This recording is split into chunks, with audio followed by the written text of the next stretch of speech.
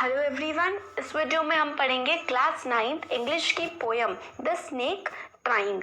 तो देखिए, इसमें डिस्क्राइब किया गया है एक ह्यूमन और स्नेक की कॉन्फ्लिक्ट के बारे में। मतलब एक ह्यूमन जो है वो स्नेक के पीछे भाग रहा होता है, उसको चेस कर रहा होता है पकड़ने के लिए, और कैसे स्नेक बच के निकलता है। और पोएट कहते हैं कि जो इंसान है उसको ऐसे स्नेक को पीछा नहीं करना चाहिए मारने के लिए, और उसे जाने देना चाहिए। तो इसका स्टार्ट करते हैं पोएम हम।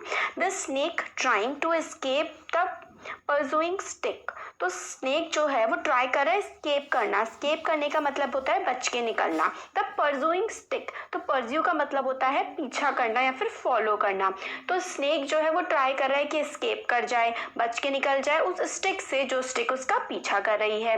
With sudden curvings of thin long body, और कैसे वो बचने की कोशिश कर रहा है। सडन कर्विंग्स, कर्व का मतलब होता है ऐसे ऐसे, स्नेक ऐसे ऐसे करके चलता है ना।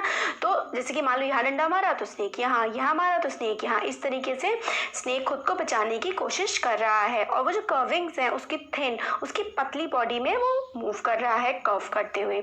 How beautiful and graceful are his shapes. फिर पोएट कहते हैं कि कितनी ब्यूटिफुल, कितनी सुंदर, और ग्रेसफुल मतलब कितनी अट्रैक्टिव उसकी जो शेप्स वो बना रहा है वो हैं। He glides through the water away from the stroke.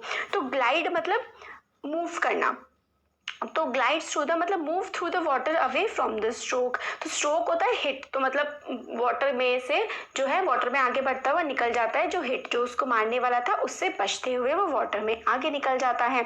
O let him go over the water into the reeds to hide. तो फिर जो पोएट हैं वो कहते हैं कि तुम मतलब जाने दो, इंसान से कहते हैं तुम उसको जाने दो, ये जो इतना क्रीचर है, इतना अच्छा जो सांप है, इसको जाने दो, रीड्स में छुप जाएगा जाके। रीड्स होते हैं प्लांट, एक तरीके का पौधा होता है, उसको रीड हम कहते हैं। तो रीड में जाके हाइड कर जाएगा, मतलब छुप जाएगा।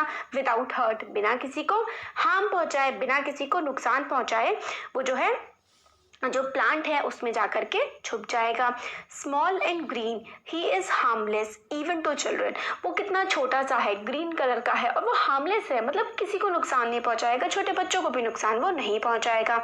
अलोंग द सैंड ही ले until observed and chased away.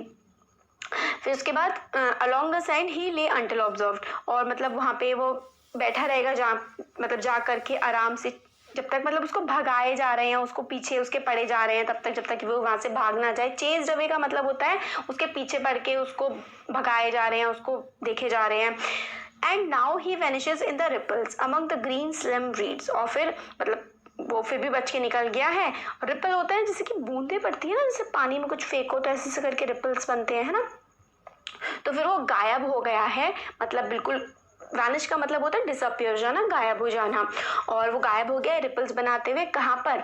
Slim reads में, जो पतली सी रीड्स है ना, जो पत्ते थे, जो पेड़ था उसमें, मतलब वो गायब सा हो गया है। तो इसमें यही बोला गया है, पोएट कहते हैं कि भाई वो भाग रहा है, तुम्हें नुकसान भी नहीं पहुंचा रहा है, तो उसे मत मारो, उसे जाने दो, उसको भी जीने का हक है, वो कितना अच्छा क्रीचर है।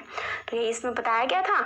हाँ, इसकी पोएटिक डिवाइस और हम लोग देख लेते हैं कि पोएटिक, जैसे कि पोएम होती है ना, उसमें कुछ ना कुछ पोएटिक डिवाइसेस होती हैं कि किस तरीके से पोएम को सुंदर बनाने के लिए क्या क्या इस्तेमाल किया गया है। तो देखिए, पर्सोनिफिकेशन का, स्नेक को बार बार क्या बोला गया है? ही बोला गया है। He glides through the water away, O let him go. तो मतलब ऐसे स्नेक को एक इंसान की तरफ बोला गया है, तो इसका मतलब होता है पर्सोनिफिकेशन। इमेजरी, इमेजरी का मतलब होता है ऐसा डिस्क्रिप्शन, मतलब जो सेंसेस को अपील करे।